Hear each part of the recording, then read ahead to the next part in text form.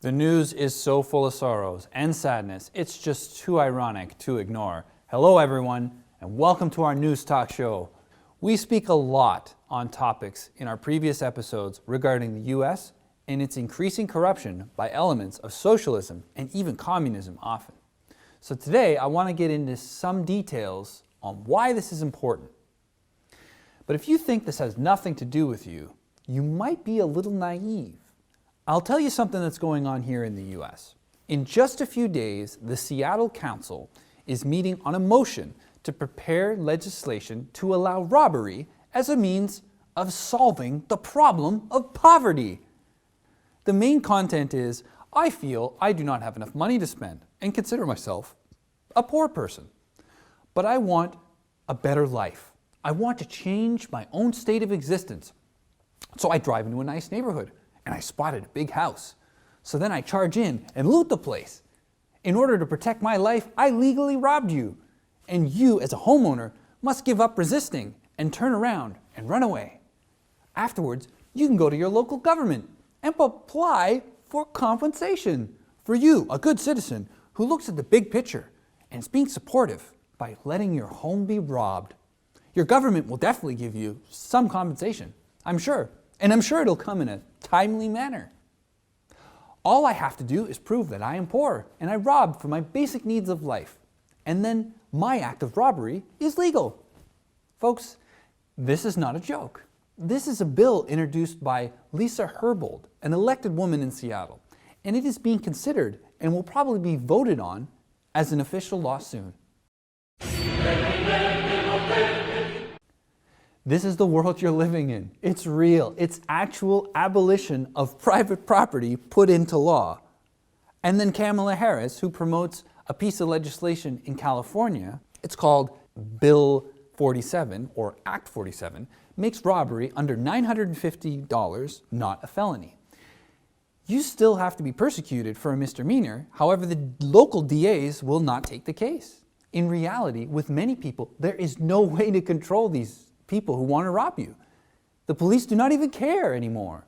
In almost all situations, it results in a catch and release. Therefore, in California, robbery of less than $950 is basically not a crime. You can ask anyone with a small business in the LA area if you don't believe me. Mr. Lee is the manager at the Mobile Mart on Union and 19th Street downtown. He also dabbles in criminal art with a portrait of shoplifters on his wall. But he says it's gotten much worse the past 2 years. It's not unusual for Mr. Lee to play a starring role in these videos, here chasing a man out of the store for stealing 2 30-packs of beer. He has dozens of video clips of people trying to slip items into their pockets and pants. However, Mr. Lee believes he's only catching about 20% of them. This is what America is today. These shameful politicians are destroying America. I guess some people just want to see the world burn. Thanks to VP-elect Harris, you want to dance on the ashes of democracy?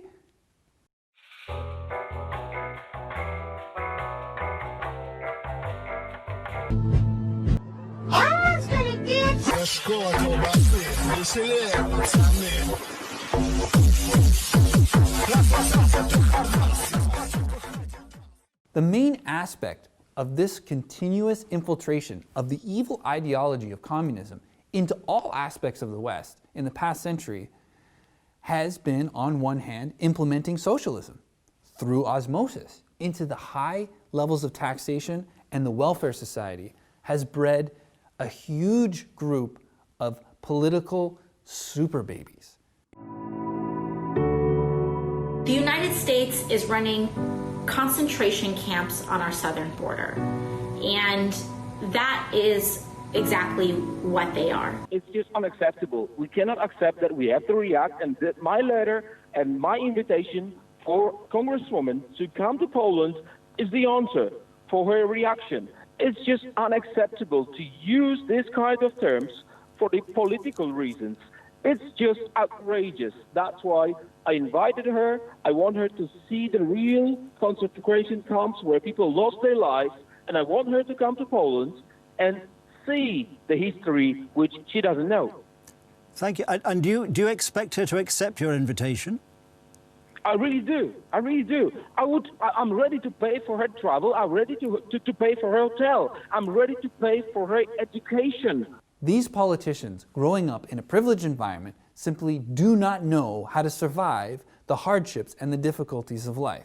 Not speaking on AOC, just generally speaking. But a lack of real world knowledge is coupled with an increasingly corrupted university education. Their worldview has become increasingly distorted. And these places have gradually become a haven for neo-Marxists. So I got out a textbook. It was called Race, Class, and Gender. And it's an anthology that's used in cultural studies courses, in women's studies courses. And it's sort of the go-to text, so I'm told. Objectivity, as found through rational thought, is a Western and masculine concept that we will challenge throughout this text. Yeah, right. Irrational. The PC types have been saying exactly that since the 1970s. Like that is they make no mistake about this. This is why McClatchy is wrong. This isn't something they're secreting in. In order to stabilize and standardize society into the way that they want it to be, they come up with so-called political correctness. And so the next people on the hit list are going to be the biologists. They're already under attack from the social justice warriors. I just read a paper that said that mathematics is whiteness. Yeah, definitely. I didn't know that mathematics could have a race. Mm-hmm. You may look at many policies proposed by the left. It is difficult to find fault with them. But if you put them into a macro perspective, under the theoretical framework of benevolence and morality, however, when you put these things into a specific environment, specific things, you will find that they simply do not work at all and is very damaging to society, even fatal. Our mission is to redistribute wealth. A lot of people bristle at that phrase. That is, in fact, the phrase we need to use. We have been doing this work for 7 years to more equitably redistribute resources. This is an example we can see with California. So, how can we expect such childish, twisted political babies to make truly visionary, wise, and historically responsible decisions? Do they sound like the kind of people capable of bringing about a utopian society, a heaven on earth, as described in the manifesto they emulate? These babies just love Comrade Elmo.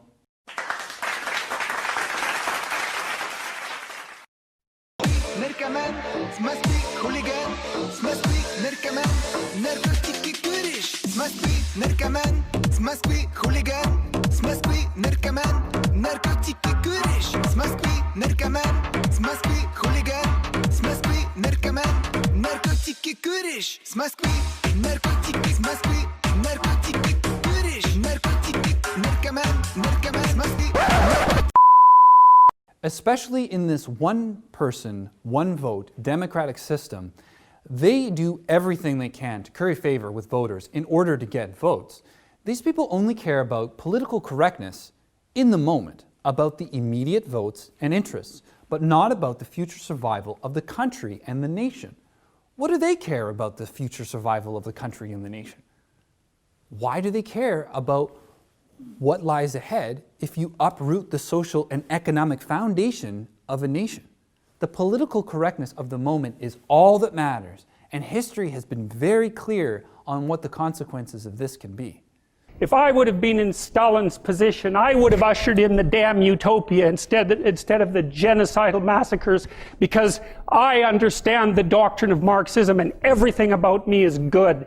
It's like, well, think again, sunshine. You don't understand it. You don't understand it. And you're not that good.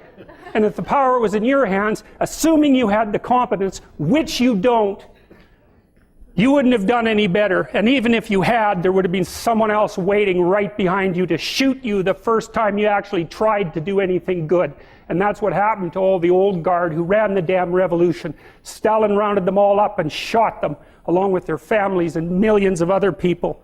So even if you do happen to be that avatar of moral purity that you claim implicitly, the probability that you'd get to act out your goodness in relationship to those possessed by your ideology is zero. The great economist Hayek once said, "The road to hell is often paved by good intentions."